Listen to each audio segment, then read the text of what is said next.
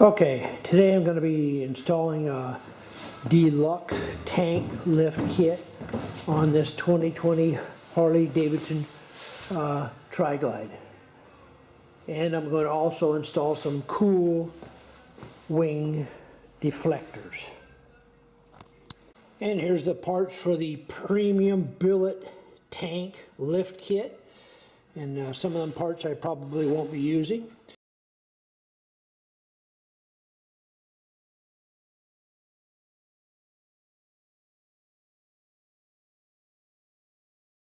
And then we move down here to the deluxe option for tank lift kits that goes in the back of the tank. And then over here we've got the cool deflector wings for trike models only. And that's what they look like. So they'll be installing all three of those today. Okay, so I'm going to remove the seat, loosen the rear tank bolts, and remove the front tank bolts.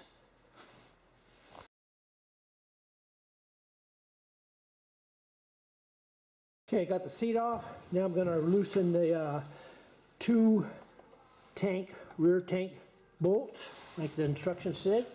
And then I'm going to go up the front and going to pop these little cases off right here. And underneath them is the front mounting bolts, and I'm going to remove them.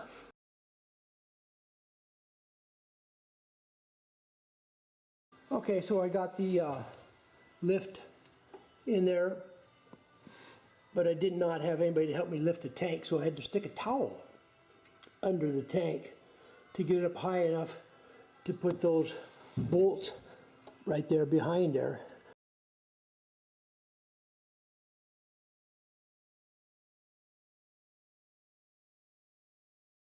And that was a bugger, believe me. Yeah, and besides that, I had to actually take the rear tank bolts out to do all that. And yeah, it was a bugger. I didn't enjoy it, but it worked. So far, it's not tightened down yet. I gotta cinch everything down. And I gotta put the cool wing deflectors on. I'll show you how much room you got to slide your tank forward and backwards. This much. That's where the bolt is. You can slide it ahead or backwards. And it's the same with this one over here. I got this one down there. So, and of course, here's the spacers underneath here that they give you with a deluxe kit. And then you just put your screw on top of there.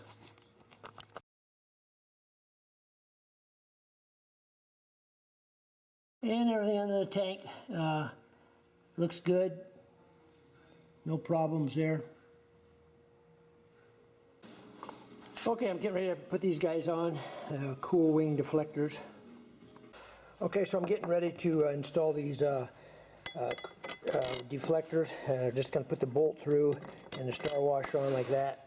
Okay, once you get your bolt and your star washer in place, you just stick the bolt in the tank to frame mount and line it all up and tighten the bolt down to the point where you got your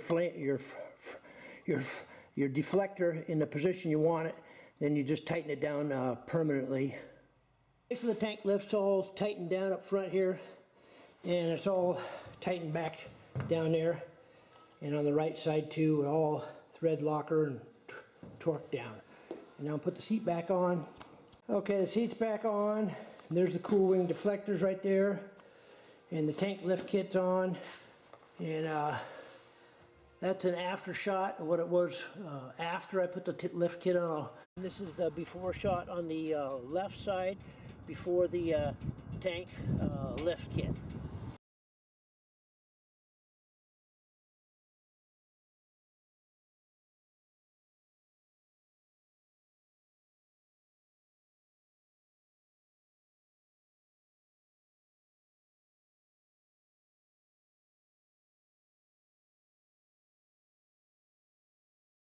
Okay, let's go in here and look at some of the clearances on this left side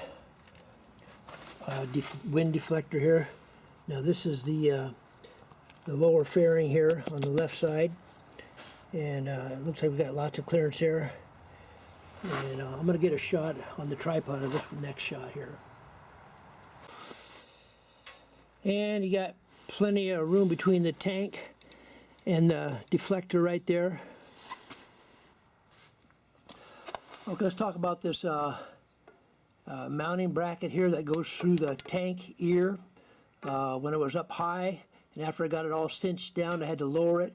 But because the bolt stuck out a ways, I had to be careful that I didn't get into this wiring harness or this wiring harness here. But it was still short enough where I didn't have to worry about it bumping up against the frame right there. Okay, the next clearance I want to check is between this accessory shroud, which looks like it extends down to there. And if I make a hard left turn, I want to check the clearance between this accessory shroud and this wing deflector. Okay, so here's the shroud right here, and here's the deflector. So we're gonna just take a hard left turn here and see what we got, see how much clearance we got here. It's gonna be a pretty tight hole here. There you go. You can see it pretty good there. It looks like about a ½ inch. ½ inch maybe. Okay, we're good.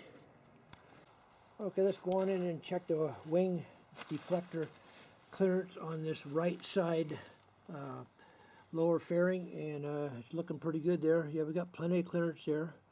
So yeah, let's move on now to the gas tank clearance.